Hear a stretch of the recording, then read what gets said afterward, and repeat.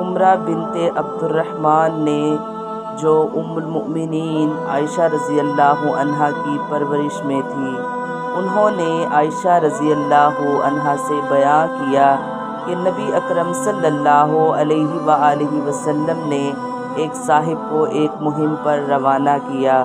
وہ صاحب اپنے ساتھیوں کو نماز پڑھاتے تھے اور نماز میں ختم قل هو اللہ احد پر کرتے تھے۔ جب لوگ واپس آئے تو اس کا ذکر آن حضرت صلی اللہ علیہ وآلہ وسلم سے کیا۔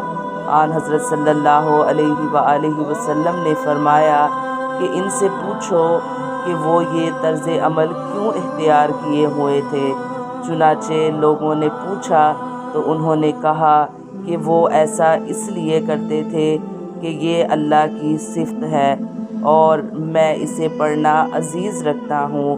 آن حضرت صلی اللہ علیہ وآلہ وسلم نے فرمایا کہ انہیں بتا دو کہ اللہ بھی انہیں عزیز رکھتا ہے۔